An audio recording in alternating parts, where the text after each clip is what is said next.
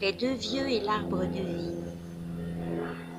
Il y avait une clairière dans la forêt et dans une cabane un pépé et une mémé. Lui passait son temps à couper du bois, à observer les arbres et les oiseaux, à dessiner dans son grimoire des hiboux et des écureuils légers. Elle cueillait des baies, préparait tisane et confiture.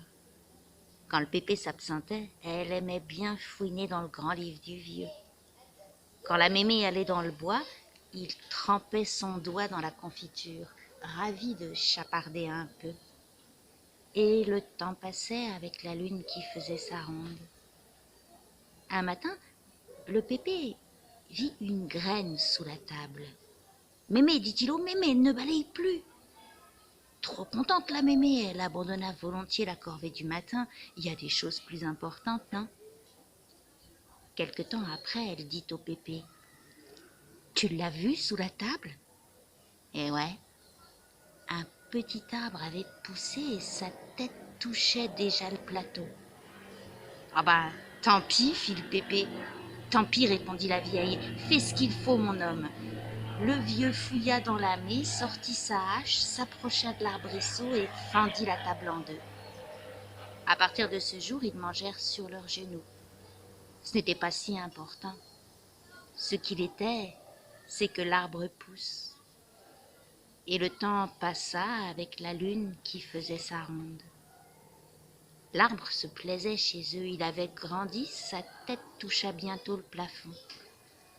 Oh ben, tant pis, fit le pépé. T'as raison, répondit la vieille, fais ce qu'il faut, mon homme. Le vieux fouilla dans la mée, sortit sa hache, monta sur l'échelle et fit sauter le plafond. L'arbre passa sa tête au-dessus de la cabane et il goûta au chant du monde. À partir de ce jour, il plut souvent sur la tête des vieux. Il n'avait plus de toit, il n'avait plus de table, mais ce n'était pas si important. Ce qu'il l'était, c'est que l'arbre pousse. Et le temps passa avec la lune qui faisait sa ronde. L'arbre avait la tête dans le ciel, son tronc occupait presque toute la cabane. Un jour, la vieille dit au pépé, « Regarde, le petit a la tête dans les nuages. » Sans tarder, ils montèrent tous les deux dans l'arbre, malgré leur douleur aux jambes. Ils démêlèrent la tignasse de leur fils de bois, remirent les nuages en ciel et regardèrent en bas. La descente fut périlleuse, mais ça n'était pas si important.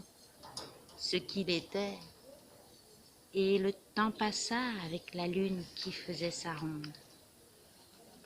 Le tronc de l'arbre prenait toute la place dans la cabane.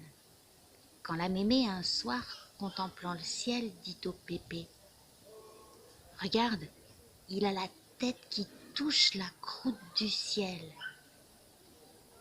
Alors, sans rien dire, Pépé a fermé son grand livre et Mémé a éteint le feu sous la confiture.